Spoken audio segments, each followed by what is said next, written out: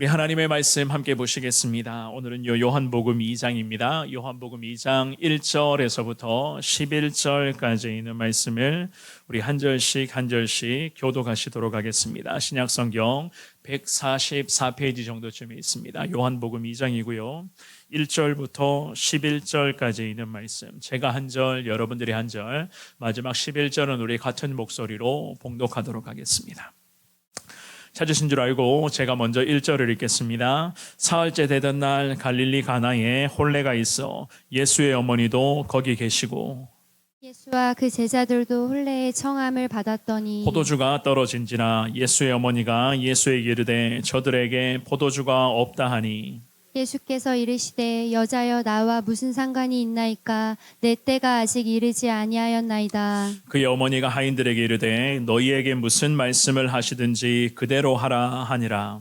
거기에 유대인의 정결 예식을 따라 두세 통 드는 돌 항아리 6이 놓였는지라. 예수께서 그들에게 이르시되 항아리에 물을 채우라 하신즉 아귀까지 채우니 이제는 떠서 연회장에게 갖다 주라 하심에 갖다 주었더니 연회장은 물로 된 포도주를 맛보고도 어디서 났는지 알지 못하되 물떠온 하인들은 알더라. 연회장이 신랑을 불러 말하되 사람마다 먼저 좋은 포도주를 내고 취한 후에 낮은 것을 내거늘 그대는 지금까지 좋은 포도주를 두었도다 하니라. 다시 봅니다. 예수께서 이 첫 표적을 갈릴리 가나에서 행하여 그의 영광을 나타내심에 제자들이 그를 믿으니라. 아멘. 오늘 주시는 이 귀한 말씀을 통하여서 주님과의 관계가 더 깊어지며 우리 기도의 그 지경들이 오늘 주시는 이 귀한 말씀의 가르침들을 통해서 저와 여러분들의 기도의 지경과 우리 성원교회의 기도의 지경들이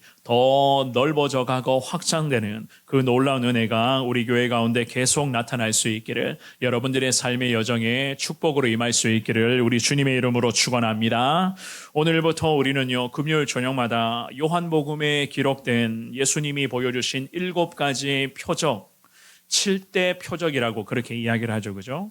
요한복음의 7가지의 표적에 대해서 우리가 금요일 저녁마다 살펴보며 하나님의 은혜를 사모하기를 원하는데요. 사실 요한복음에서는 표적이라고 하는 것이 요한복음을 대변하는 주제가 될 정도로 우리 예수님께서 행하신 그 요한복음에 기록된 표적, 그 기적이 구체적으로 복음서에는 쭉 소개가 되어져 있습니다. 특별히 요한복음에는요 표적이 갖고 있는 중요한 가르침들, 신앙생활을 함에 있어서 굉장히 중요한 가르침들이 이 7대 표적 안에 쭉 내열되어져 있는데, 그 중에서도 바로 예수 그리스도의 구속사역, 그 구속사역에 대한 의미가 각 7가지의 표적에 대한 말씀마다 분명히 녹아져 있습니다. 우리 예수님께서는 특별히 하나님 아버지께서 보내주신 구원자이시고 또한 이 땅에 오신 하나님이시며 하나님의 그 거룩한 임재하심과 우리 하나님의 살아계시는 하나님이신 것을 이 요한복음의 7가지의 표적에서는 그대로 잘 표현을 하고 있습니다. 더욱이 우리 예수님께서는 우리가 잘 아는 것처럼 인간의 몸으로서 이 땅에 오셨잖아요. 인간의 몸으로 이 땅에 오셔서 우리에게, 그리고 모든 민족들에게 복음의 진정한 의미와 십자가의 구속 원리를 주님이 강조하시면서 가장 중요한 겁니다. 예수님 외에는 다른 구원의 이름은 절대 없다는 것을, 예수 그리스도 외에는 절대로 구원받을 만한 다른 이름이 없다는 것을, 우리가 불렀던 그 찬송처럼 정말로 예수의 이름만이 우리 인생의 소망이요, 예수의 이름만이 우리 인생을 구원해 줄 유일한 거룩한 이름인 것을 이 요한복음의 7가지의 표적은 계속해서 우리에게 강조를 하고 있습니다. 그 중에서도 오늘 나누게 될 첫 번째 표적이죠. 그죠?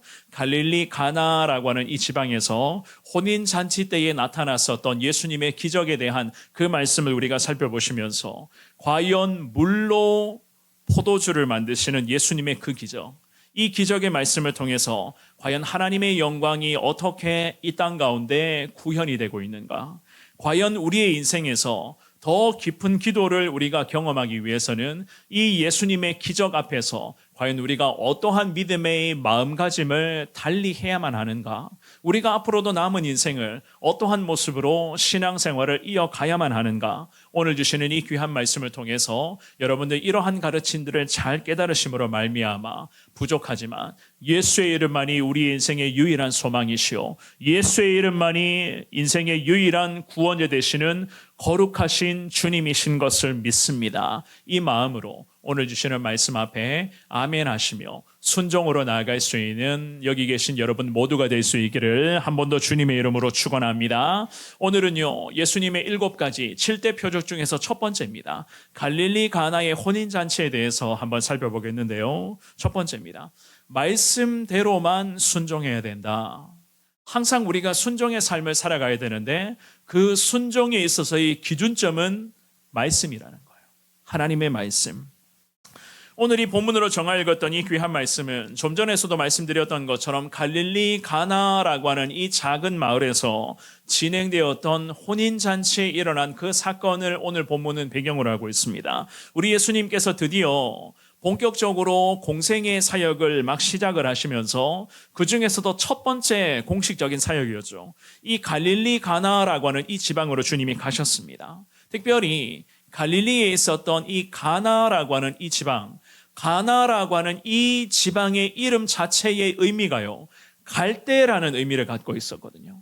말 그대로 그랬습니다. 이 동네는 정말로 갈대가 너무나도 많이 있었던 그 많은 늪지대가 포함되어 있었던 지역으로 불리는 곳이었습니다. 이런 지역에서 혼인잔치가 진행되었으니 그 동네는 난리가 났었겠죠. 그죠? 온 동네가 떠들썩하게 그야말로 축제의 분위기가 막 형성되고 있었던 그러한 찰나였습니다. 그 찰나에 오늘 본문의 1절과 2절 말씀입니다. 우리 같은 목소리로 1절, 2절을 한 번 더 읽어봅니다. 시작. 사흘째 되던 날 갈릴리 가나에 혼례가 있어 예수의 어머니도 거기 계시고 예수와 그 제자들도 혼례의 청함을 받았더니 아멘.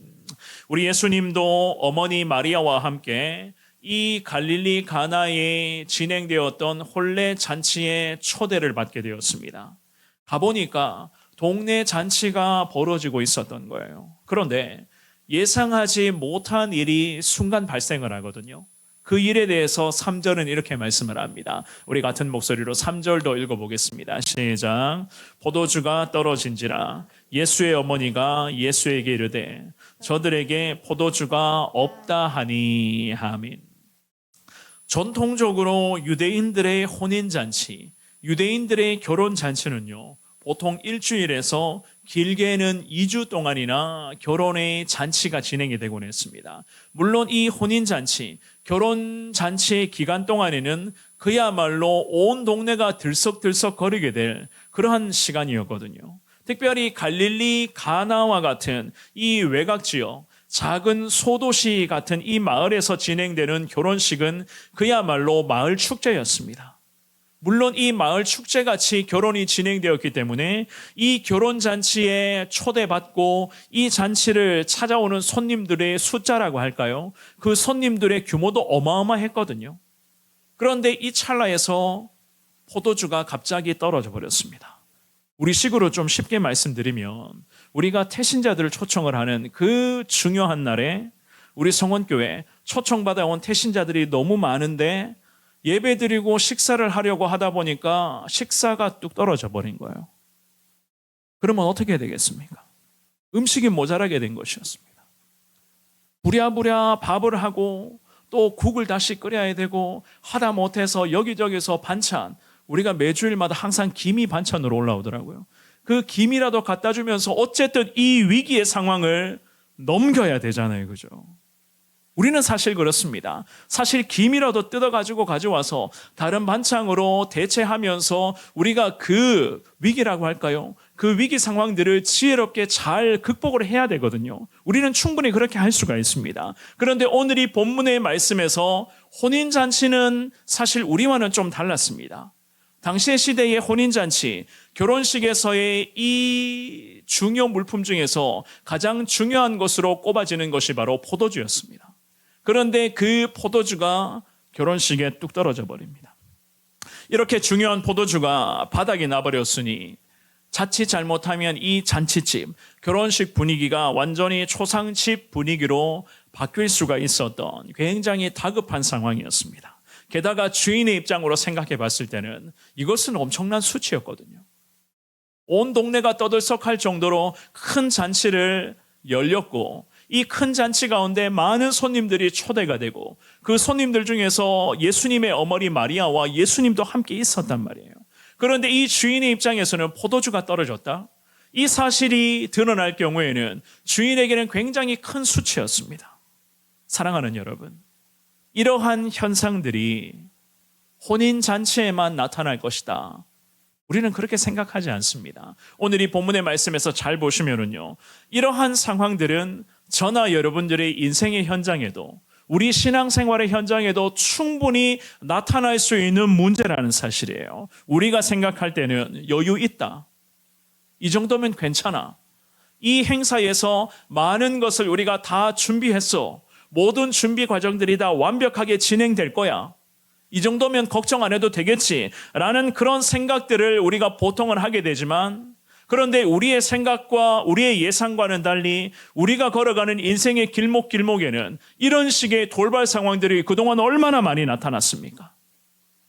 물론 지금까지 살아오시면서 사실 우리가 편하다, 살기 좋다, 뭐 특별한 걱정과 염려가 없다, 요즘처럼만 살아가면 얼마나 좋겠는가라는 그러한 생각들을 할 때는 잘 모르겠습니다만은, 어려움이 닥쳐올 때, 특별히 뭔가 모를 공허함과 불안함과 두려움이 수시로 몰려올 때, 더욱이 우리는 그리스도인들인데 그리스도인들의 삶의 현장에 하나님의 은혜가 공급되지 않을 때는 과연 어떠한가?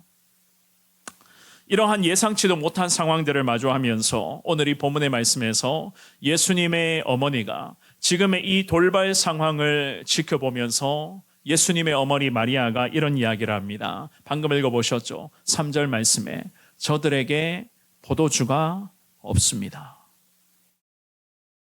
이게 실상이에요. 이게 실상입니다. 저들에게는 더 이상 가지고 나올 포도주는 없어 보입니다. 이게 우리 인간의 한계라는 겁니다.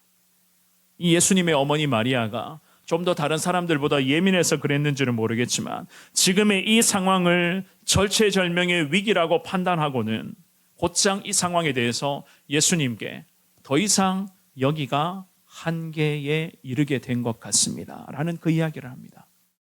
잔치집에 포도주가 떨어졌다는 것은 그야말로 수치 중에 수치거든요. 주인에게 물론 이러한 수치이기도 되겠지만 주인에게는 사실상 가장 큰 위기가 순간적으로 나타나게 된 것이었습니다. 사랑하는 여러분, 인간이 위기를 만나면 보통은 어떻게 반응을 합니까? 여러분들이 위기의 순간을 마주할 때마다 지금까지 지내오시면서 어떻게 그 위기를 반응하시며 그 위기를 어떻게 넘겨오셨습니까?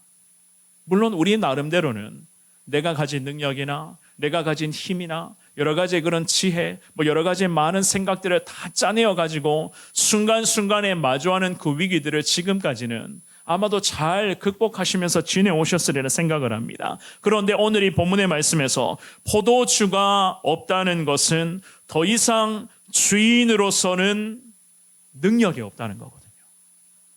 이 문제를 감당해 나갈 수 있는 능력은 여기까지라는 겁니다. 좀 전에도 말씀드렸지만 이것이 이 집안의 결혼식의 주인에게는 이것이 한계였습니다. 그래서 우리 예수님의 어머니 마리아가 예수님에게 도움을 청합니다. 왜냐하면 예수님은 하나님의 아들로서 인간이 되어서 이 땅에 오신 진정한 우리의 구원자이시자 우리 인생의 유일한 희망 되신 분이 바로 예수님이셨거든요. 이 예수님이신 것을 어머니 마리아는 이미 다 알고 있었습니다. 그랬기 때문에 지금의 이 잔치집에서 특별히 이 잔치집의 주인장에게 나타났던 인간적인 한계를 분명히 직감하고서는 예수님에게 이렇게까지 고했던 거예요. 저들에게는 더 이상 가지고 나올 수 있는 포도주는 없습니다. 예수님이 아니고서는 이 문제 해결되지 않습니다. 이것이 우리에게는 결국 결정적인 우리에게는 연약한 문제 아니겠습니까? 예수님이 아니고서는 더 이상 이 문제 해결할 수 없습니다. 어머니 마리아의 도움 요청을 받고서는 우리 예수님이 4절 말씀에서 이렇게 말씀을 하세요. 우리 같은 목소리로 4절 읽어봅니다. 시작. 예수께서 이르시되 여자여 나와 무슨 상관이 있나이까 내 때가 아직 이르지 아니하였나이다. 아멘. 예수님은요 어머니 마리아의 부탁을 먼저는 거절을 하죠. 그죠? 거절했었던 이유를 성경은 이렇게 말씀을 합니다. 4절의 중반부에 나와 무슨 상관이 있나이까 내 때가 아직은 이르지 아니하였습니다 라는 이러한 이야기를 해요. 나와 무슨 상관이 있나이까 라고 하는 이 예수님의 말씀은 원어로 해석하면 이런 의미예요. 당신이 내게 대해서 무슨 권한을 가지고 있나요? 라는 이런 의미로 해석을 하거든요. 이런 말씀을 하실 수 있는 권한이 없다는 그 의미거든요. 이것은 무엇을 의미하는가? 여기서 우리는요 예수님이 어머니 마리아에게 이렇게까지 말씀하시는 의도를 우리가 제대로 알고 계셔야 되는 거예요. 단순히 어머니 마리아에게 아들 예수님이 반항을 한다. 이 아들 예수님이 어머니의 이러한 제안에 고집을 부리고 있다. 이렇게 해석하는 것이 아니거든요. 예수님께서 나와 무슨 상관이 있습니까? 라고 이렇게 말씀을 하신 것은 어머니의 말씀으로 영향을 받아서 움직이는 예수님이 아니라 우리 예수님 자신은 철저히 하늘에 계신 성부 하나님의 그 영향을 받아서 하나님의 말씀에 따라 하나님의 그 인도하심에 따라 움직이면서 하나님의 이끄심에 따라 순종하시는 분이신 것을 어머니 마리아에게 그대로 지금 드러내는 것이었습니다. 그렇다고 마리아 한 사람에게만 이런 이야기를 할까요? 그게 아니었습니다. 함께 있었던 제자들과 지금 오늘 이 저녁에 예배를 드리며 이 말씀을 받들고 있는 우리에게도 다시 주님이 말씀을 하시는 거예요. 철저히 주님 의도대로 주님 말씀에 따라 우리 주님이 이끌어 가시는 대로 나는 순종하는 사람입니다. 그러한 순종하는 자입니다. 라는 그 의도로 마리아에게 나와 무슨 상관이 있습니까? 그래서 예수님께서 이런 말씀을 덧붙이시잖아요. 아직은 나의 때가 이르지 아니하였습니다. 좀 더 쉽게 말씀드리면 내가 여기서 내 의지대로 지금 이 분위기에 따라 내가 함부로 경거망동할 수 없습니다. 라는 그런 이야기를 합니다. 예수님이 함부로 경거망동할 수 없다는 것은 지금의 이 상황에서 하나님의 뜻이 있다는 거예요. 이렇게도 중요한 결혼식에 포도주가 순간 동이 나버렸다. 그런데 더 이상 주인에게는 포도주를 공수해 올 수 있는 능력은 없다. 이 모든 상황에 대해서 아버지 되시는 하나님의 철저한 계획하심이 있으니 그 하나님의 그 말씀, 그 하나님의 의도, 하나님이 이끌어 가시는 그 상황 앞에 우리는 순종해야 됩니다. 라는 이 마음 가지고 예수님께서 마리아에게 아직은 내 때가 이르지 않아 보입니다. 라는 그 말씀을 했었던 것이었습니다. 물론 어머니의 당부도 있었죠. 어머니의 부탁이 있었습니다마는 그 어머니의 부탁과 당부도 예수님은 염두에 두시면서 하나님의 때에 하나님이 말씀하시는 그 때를 예수님은 기다리고 또 기다리고 또 기다리고 계셨습니다. 왜냐하면은요, 인간의 문제, 우리가 떠안고 있는 문제, 제가 좀 전에도 말씀드린 것처럼 우리에게 나타나는 인간적인 한계에 대한 이 문제는 기억하셔야 됩니다. 결국 하나님으로 하나님이 해결해 주셔야 될 부분이지 우리 능력으로는 절대로 해결할 수가 없는 영역이기 때문에 우리 예수님께서는 지금의 이 상황 속에서 이렇게 긴박하게 상황이 막 돌아가는 이러한 이 긴박한 상황 속에서도 하늘의 하나님의 그 이끄심, 하나님의 말씀하심, 과연 하나님의 뜻이 무엇인가를 예수님은 기도하는 마음으로 하나님의 그 이끄심을 주님은 기다리고 계셨던 것이었습니다. 물론 스스로의 능력으로 단번에 이 문제를 해결하실 수도 있는 주님이셨지만 하나님 앞에서 경거망동하지 않고 주님의 그 이끄심을 예수님은 그 순간에 기다리고 계셨던 것이었습니다. 그래서 어머니 마리아가 종들에게 이렇게 이야기를 해요. 5절 말씀 한번 볼까요? 오늘 본문의 5절의 말씀입니다. 우리 같은 목소리를 읽어봅니다. 시작. 그의 어머니가 하인들에게 이르되 너희에게 무슨 말씀을 하시든지 그대로 하라 하니라. 아멘. 어머니가 정답을 이야기를 해요. 잘 보시면은요, 무슨 말씀을 하시든지 어떻게 하라고요? 그대로 하라라는 말씀을 하십니다. 어머니 마리아는 아들 예수님의 거절이라고 할까요? 이 예수님의 거절에 대해서 이 순간에 마음이 좀 불편할 수도 있었을 것 같습니다. 그런데 그런 내색이 전혀 없죠. 오히려 어머니 마리아는요, 하인들에게 무슨 말씀을 하시든지 말씀대로 하라라고 하는 그러한 이야기를 합니다. 왜 이렇게까지 이야기를 하는가?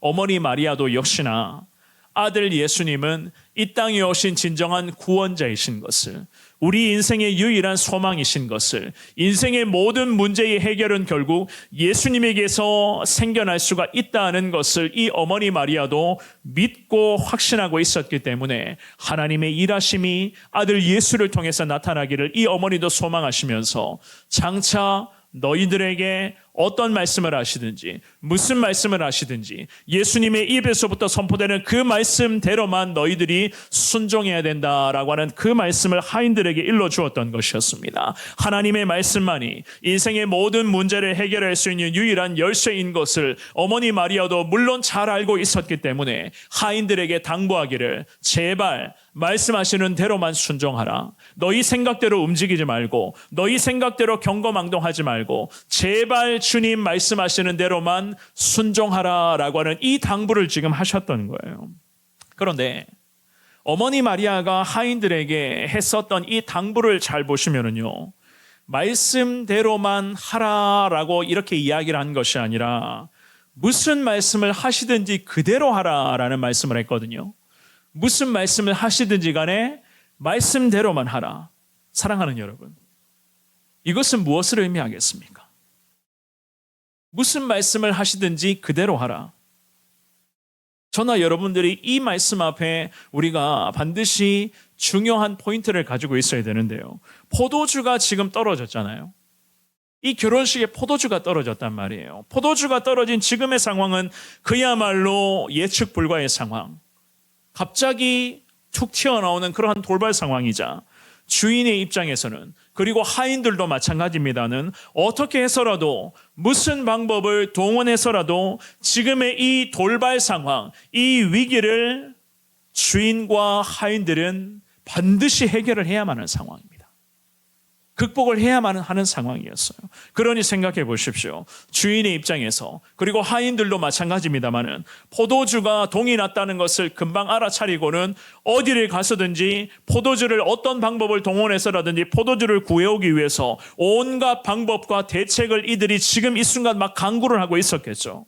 특별히 하인들은 더더욱 그랬습니다. 왜냐하면 현장에 있었거든요. 지금의 이 현장에서 어떤 상황이 벌어질지를 이 하인들은 지금 다 예측을 하고 있었습니다. 혼인잔치에 있어서 하인들은 노하우도 가지고 있었을 것이고, 이 혼인잔치의 이렇게 잔치 분위기 속에서 포도주가 떨어졌다는 소식을 손님들이 알게 되면 이 잔치는 그냥 파토가 난다는 것을 이 하인들은 누구보다도 잘 알고 있었기 때문에 동분서주하게 이 하인들을 움직이고 있었습니다. 포도주가 없었기 때문에. 그래서 어머니 마리아가 이 하인들에게 당부를 하는데 이런 당부를 한 거예요. 예수님이 무슨 말씀을 하시더라도 제발 하인들이여 말씀대로만 순종해야 됩니다. 지금의 상황을 해결해 보려고 나름대로 판단하면서 어떻게 해서든지 포도주를 구해오기 위해서 노력을 했을 거예요. 인간의 생각과 여러 가지 그런 계획으로서 할 수만 있는 그 범위 안에서 지금의 이 위기를 어떻게 해서든 위기만 넘겨보자 라는 이런 생각을 했었을 것입니다. 우리 식으로 이야기를 하면은 얼른 저 건너편 마트에 뛰어가서 포도주와 비스무리한 그런 색깔의 그런 음료를 가지고 와라. 그리고 나서 다시 손님들에게 제공해라. 아마 이런 생각을 분명히 했었을 거예요. 그래서 어머니 마리아는 하인들에게 당부를 합니다.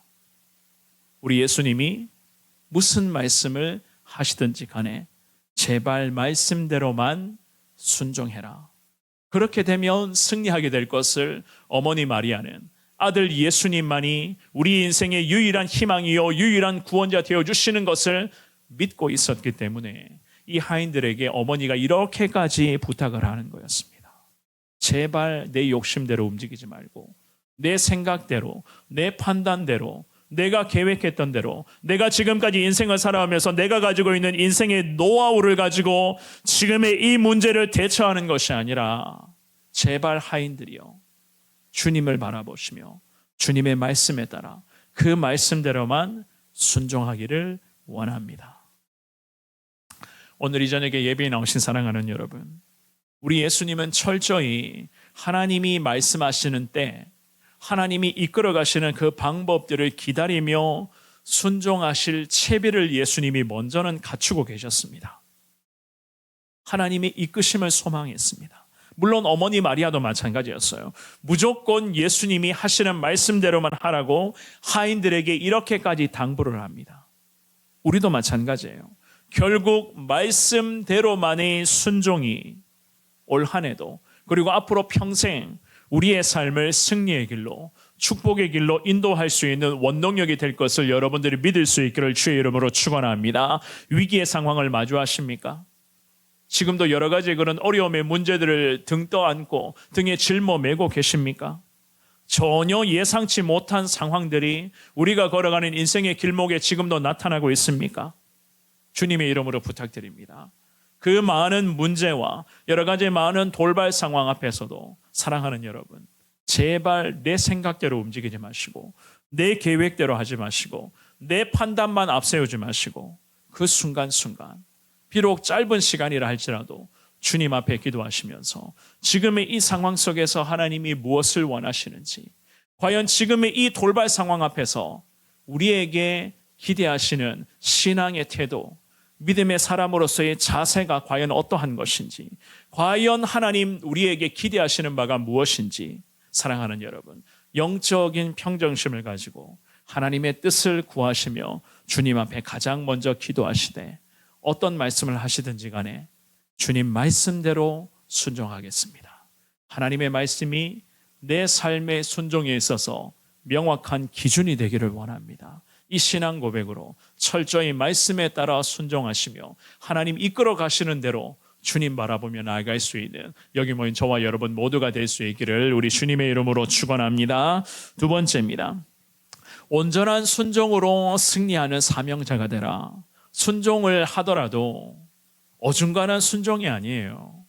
온전한 순종이 중요하다는 것을 알 수가 있습니다. 자, 2장의 6절 7절입니다. 우리 같은 목소리로 6절 7절 읽어봅니다. 시작.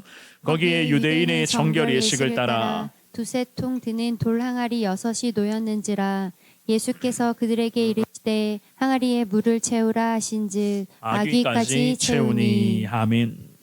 유대인의 정결 예식에 따라 두세 통 드는 항아리, 돌 항아리 6개가 놓여 있었습니다. 유대인들의 정결 예식법이었죠. 그죠? 유대인들만의 문화, 저들만의 규례였습니다. 보통 항아리는요, 출입문 한쪽에, 출입문을 중심으로 한쪽에 다 놓여져 있었다고 하거든요. 그러니까 당연히 항아리가 쭉 쌓여져 있었던 그곳을 이야기를 하겠죠. 예수님이 드디어 하나님의 이끄심에 따라서 주님이 말씀하십니다. 어떤 말씀을 하시는가요? 7절 말씀에 어떻게 해요? 항아리에 무엇을 채우라고요? 물을 채우라라는 이 말씀을 하셨어요. 좀 전에 어머니 마리아가 하인들에게 어떻게 당부를 했죠? 그렇죠.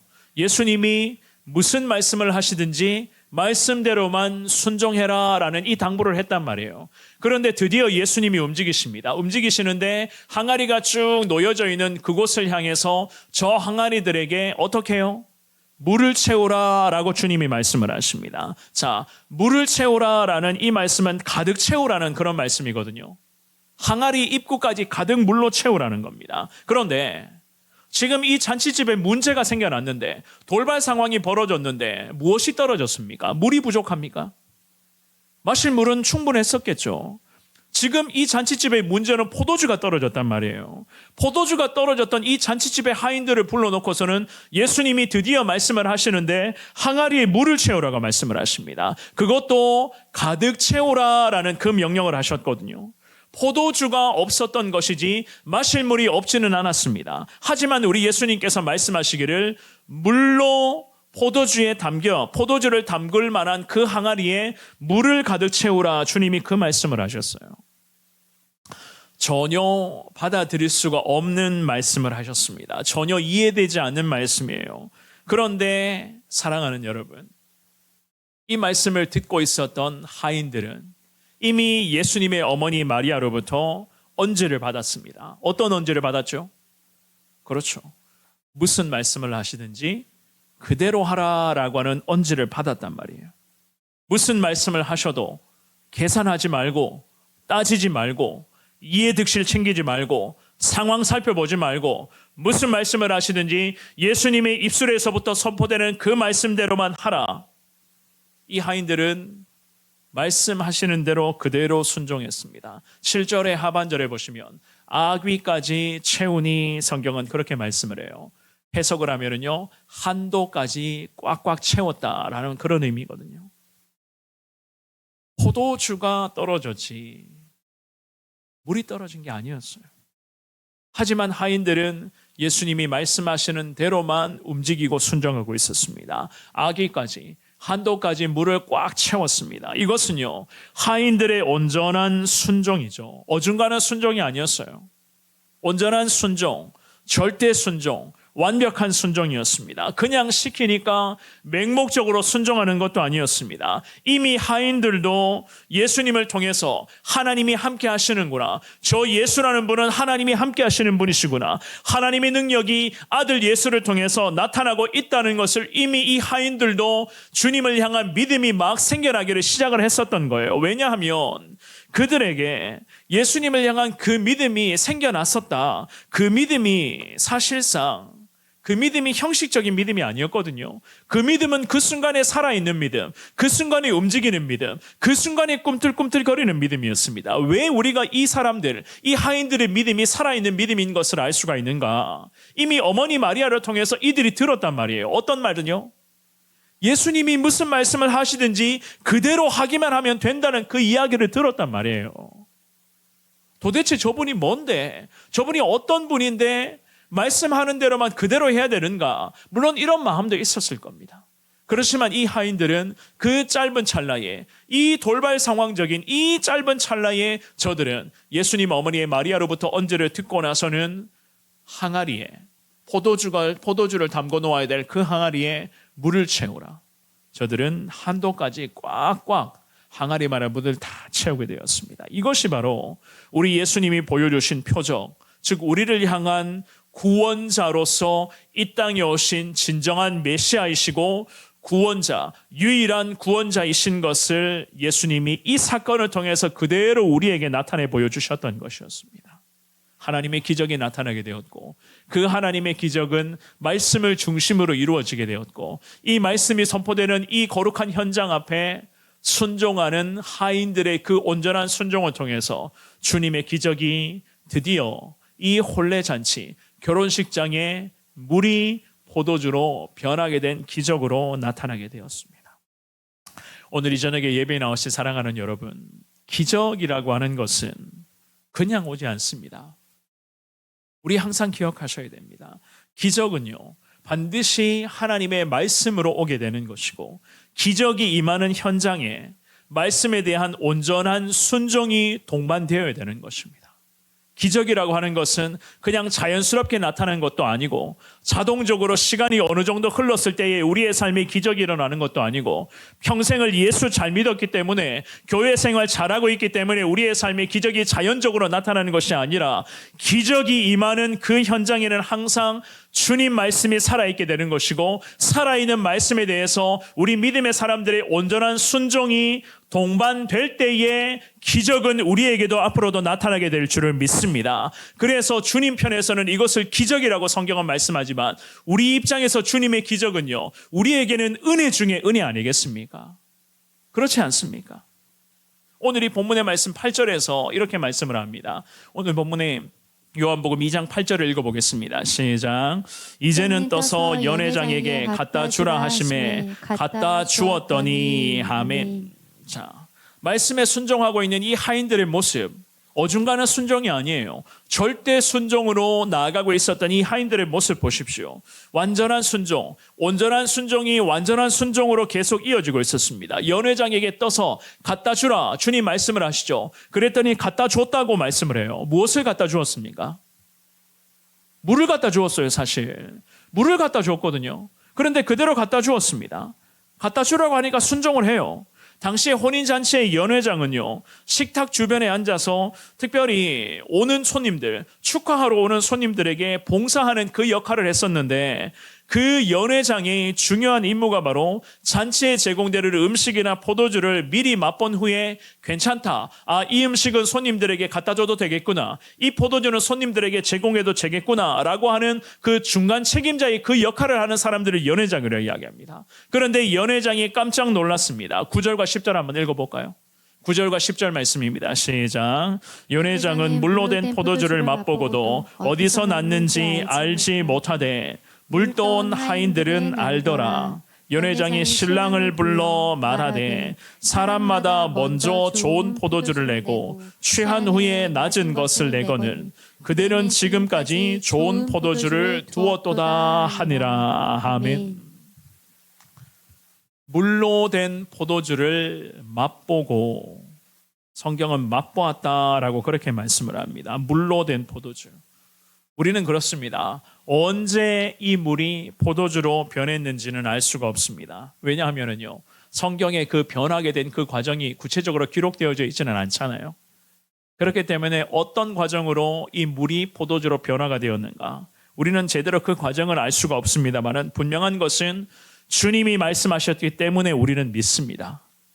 그렇지 않습니까? 우리는 지금도 마찬가지예요. 주님이 말씀하셨기 때문에 이 말씀을 믿습니다. 하인들도 그랬어요. 저와 여러분들과 똑같았습니다. 예수님이 말씀하셨기 때문에 무슨 말씀을 하시든지 그대로 하라. 정말 그대로 하니까 물이 포도주로 변해 있었던 거예요. 말씀대로만 순종하니까, 주님 하시는 말씀대로만 자기 생각 넣지 않고 자기 주관적인 견해 끼우지 않고 자기가 판단함에 따라 뺄 것 빼고 더할 것 더하고 이런 거 전혀 없이, 내 생각에는 이랬는데 내 경험하는 바로는 이렇게 하면 좋겠는데 이런 거 전혀 없이 말씀하시는 대로만 순종하니까 정말로 물이, 항아리에 한도까지 꽉 채워져 있었던 그 물이 그대로 포도주로 변하게 된 것이었습니다. 왜 이렇게까지 되었는가? 말씀하시는 대로만 순종하니까 물이 포도주로 변하게 된 이 기적을 이 하인들과 이 자리에 있었던 마리아와 예수님과 이 손님들은 다 경험을 하게 된 것이었습니다. 사랑하는 여러분, 주님이 이루어 가시는 거룩한 변화는요, 인간이 절대로 알 수는 없어요. 하나님이 하시는 기적 같은 그 일들은 우리 인간의 머리로는 절대로 알 수도 없고 우리가 생각으로는 절대로 이해할 수가 없는 영역입니다. 그것은 주님만이 하실 수 있는 것들이요, 주님만이 하실 수 있는 것을 일컬어서 우리는 기적이라고 이야기를 하고 성경에서는 표적이라고 말씀을 하죠. 그래서 우리에게는 이것이 은혜 중에 은혜가 되는 것 아니겠습니까? 이 은혜의 시작은, 사랑하는 여러분 기억하십시오, 온전한 순종에서부터 이 은혜는 시작이 되는 것입니다. 온전한 순종에서부터. 그래서 오늘 이 본문의 말씀에 잘 보시면은요, 기적의 시작, 은혜의 시작은 바로 이 순간이었거든요. 5절 말씀, 너희에게 무슨 말씀을 하시든지 간에 어떻게 하라고요? 그대로 하라. 여기에서부터 우리 예수님의 기적의 시작이 드디어 나타나게 된 것이었습니다. 무슨 말씀을 하시든지 그대로 하라. 말씀을 정리하겠습니다. 우리의 인생도 참 치열합니다. 우리의 인생도 참 바빠요. 분주합니다. 참 바쁘고 분주하고 치열하게 살아가다 보면, 물론 올 2025년도 마찬가지죠. 그죠? 1월도 금방 지나가 버리고 2월도 이제는 한 주간이 다 지나가 버렸습니다. 이렇게도 열심히 바쁘게 분주하게 살다 보면은 갑자기 포도주가 떨어져 버리는 이 돌발 상황들을 우리도 분명히 마주할 수도 있다는 사실. 그럴 때면 저나 여러분들은 어떻게 해야 되겠습니까? 갑작스럽게 포도주가 떨어져 버릴 경우에는 여러분들은 어떻게 반응하셔야 되겠습니까? 내 나름대로는 잘 준비했다고 판단을 하는데, 잘 계획했다고, 잘 준비하고 여기까지 잘 해왔다고 생각을 하는데, 오늘 예배드리기 직전에 이번 11차 기도 선교, 웨일즈 선교 가시는 분들의 첫 모임이 있었거든요. 첫 모임에 여러 가지 준비하는 것들을 제가 쭉 말씀을 드리고, 이제 오늘의 시작으로 차근차근 우리 선교 팀원들이 준비를 해 나가게 될 겁니다. 우리 나름대로는 잘 준비한다, 기도하면서 잘 준비할 것이다 라는 그 마음을 가지고 있는데, 선교여제 가져보면 어떠한 상황들이 어떻게 돌발 상황으로 나타나게 될지, 우리는 전혀 예측할 수가 없거든요. 우리의 인생이 지금까지도 그랬고 마찬가지 앞으로도 마찬가지입니다. 우리가 아무리 잘 준비하고 잘 계획하고 모든 것을 완벽하게 잘 준비해 놓았다라는 그 생각을 갖고 있어도 언제든지 문제는 발생할 수밖에 없고 돌발 상황들은 여기저기서 툭툭 튀어나올 수밖에 없을 것입니다. 그럴 때마다 우리는 과연 어떻게 해야 될 것인가? 오늘 주시는 이 귀한 말씀을 기억하시면서 그럼에도 주님 앞에 기도하시면서 주님 앞에서의 평정심을 가지고 주님의 뜻을 묻고 또 주님의 인도하심을 구하며 나아갈 수 있는 저와 여러분들 될 수 있기를 주의 이름으로 축원합니다. 무슨 말씀을 하시든지 하나님 말씀하시는 대로 무조건 순종하겠습니다. 내 생각과 내 고집과 내 판단과 내 능력과 내 계획과 내 것을 앞세우는 것이 아니라 절대 순종으로 주님 인도하심 가운데 철저히 낮은 자로 살아가겠습니다. 이 신앙의 고백으로 하나님만을 바라보시기를 바랍니다. 하나님께서는 그 많은 돌발 상황, 우리가 걸어가게 될 앞으로 인생의 수많은 길목 속에서 많은 일들이 있겠지만 그 많은 일들 속에서도 철저히 주님 의지하며 주님 중심으로 주님 바라보며 나아갈 때에 하나님은 우리에게 말씀하여 주실 것이고 무슨 말씀을 하시든지 그 말씀이 때로는 내가 이해가 되지 않고 내 생각과 다른 말씀을 하시더라도 그럼에도 하나님의 뜻이라면 순종하겠습니다. 이 마음 가지고 주님만을 의지하시기를 바랍니다. 하나님께서 여러분들에게도 기적이 거룩한 연속으로 나타날 수 있도록 성령을 통해서 우리에게 은혜를 더하여 주실 것이고 그 모든 기적과 표적이 나타나는 그 역사적인 현장 앞에 우리가 은혜의 주인공으로 나아갈 수 있게끔 성령을 통해서 우리 믿음의 사람들의 발걸음들을 매 순간마다 친히 인도하여 주실 줄을 믿습니다. 그러한 것을 소망하시면서 그럼에도 순종하겠습니다. 하나님의 말씀대로만 순종하겠습니다. 항상 하나님의 말씀이 내 순종의 삶의 기준이 되게 하겠습니다. 이 신앙의 고백으로서 주만 의지하시며 온전한 기적의 주인공으로 주님만을 높이며 살아갈 수 있는 여기 모인 여러분 모두가 될 수 있기를 우리 주님의 이름으로 축원합니다.